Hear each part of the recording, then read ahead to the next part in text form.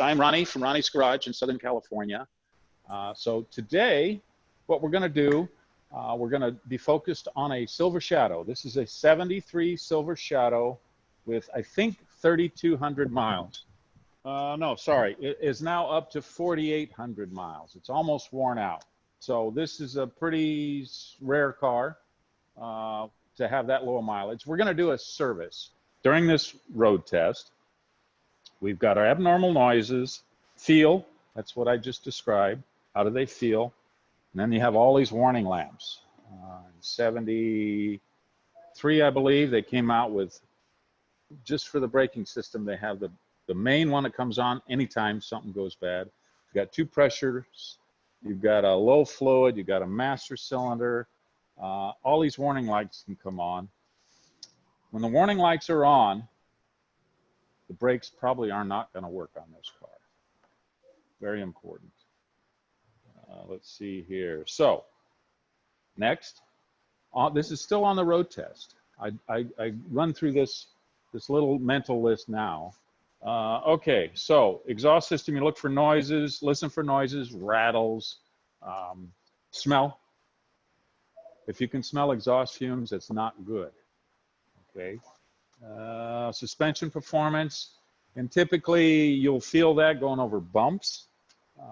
So the car will rattle, it'll dart, it'll bounce too much. We call that porpoising. When your car you go down the road and after a bump you kind of do this. That means your shocks are probably worn out. They're not dampening like they're supposed to. And while I'm driving the car on this annual maintenance, I turn the defrost on when I start.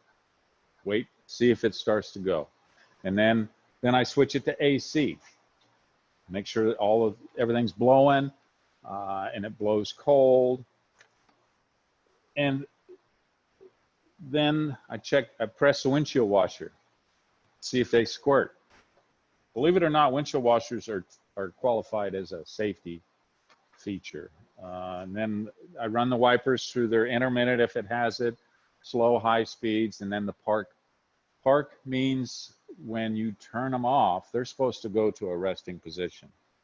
And on these cars, the motor has to go through a reverse mode, and then it kicks them on a little lever and makes them park tight down to the cowl.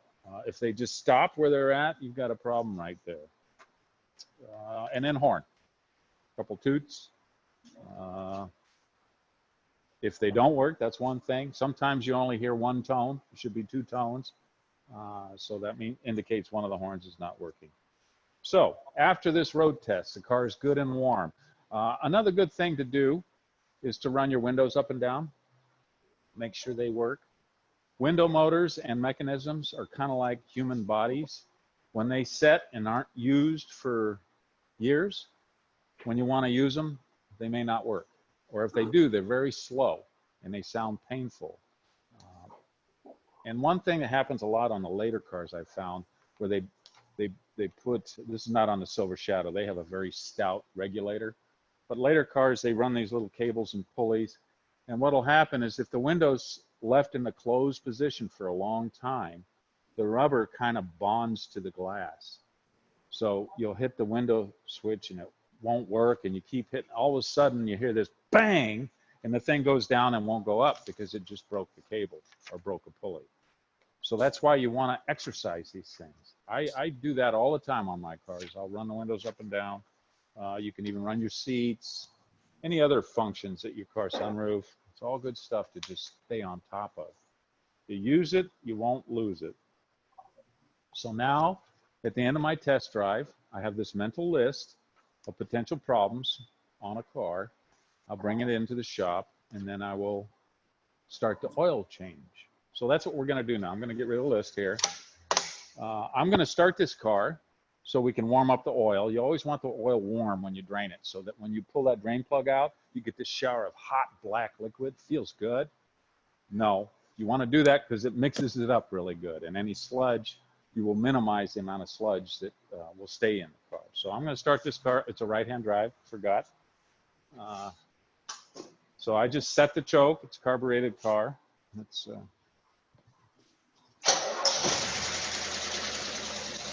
Now you hear that tapping noise. It's very common for this, for the Rolls-Royces to have a little lifter tap it on startup.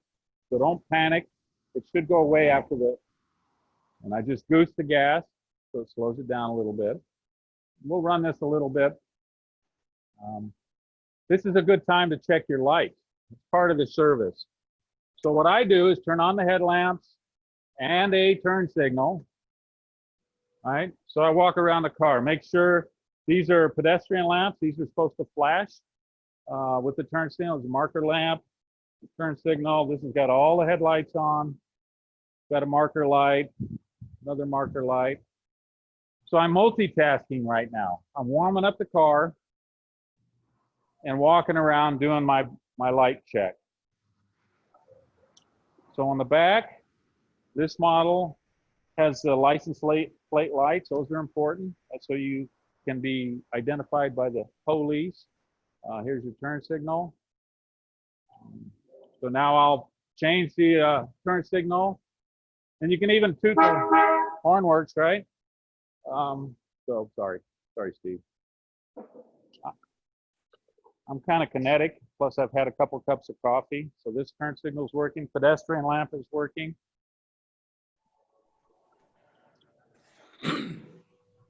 And I will, you can stay up there and watch the headlamps. We will check the headlamps. I'm gonna do the dim. This has a foot switch on this car. There we go. We're off a high beam. So I will check the lights. This customer complained one of them is intermittent. So let's figure that out.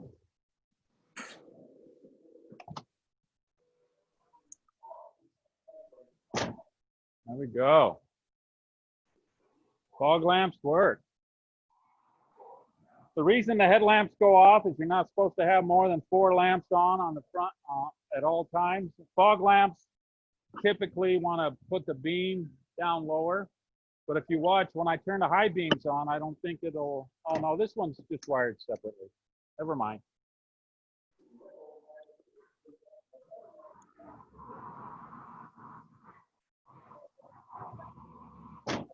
So we can go look at the brake reservoir on this. This is pretty clean.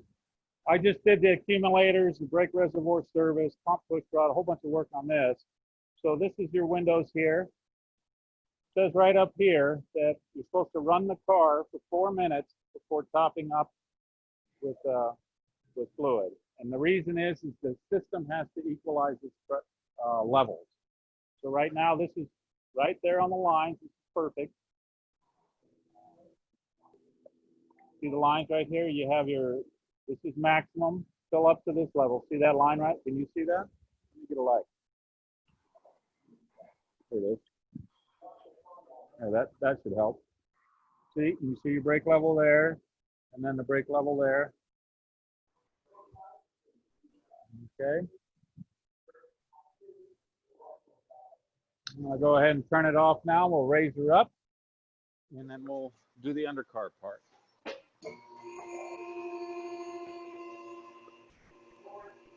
Steve just asked me, do shadows have the high zinc oil? I think is what he meant.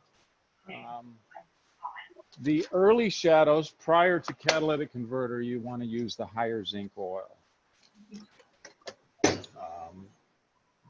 Once they put catalytic converters on, you want to use the normal oil only because high zinc will deteriorate your catalytic converter earlier. Right now. So this car, no catalytic converter, but this is a gray market car. So it has had a catalytic converter installed on it. They make this really cool little tool, should be in your toolkit for the Silver Shadow. This tool has a dual purpose. First of all, when you put a wrench on it, or a crescent wrench, whatever, it's 13/16 right there. You drop this in your radiator cap and you use a wrench and you can unscrew it. Or you can use big channel locks and break the thing. The other end, this is This is another hex. This is 5/16 British Standard. That fits into your drain plug. That's what it's for. Can you see in here all right, or you need light? Yeah. Okay. So I'm going to break that loose and try to center this. Now you see I have this big, it's a transmission funnel, and this goes into a bucket.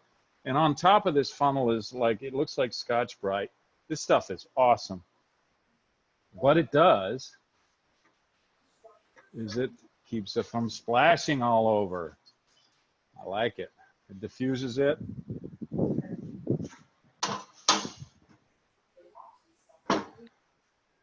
And a lot of times if you look at your drain plug, there'll be a gray sludge. It's real common on these old cars. But this one is pretty clean. This is a very clean car. When was the last oil change on this one? I have no idea. This is a first time in for this customer. This drain plug also fits the differential plug. So I'm going to grab a light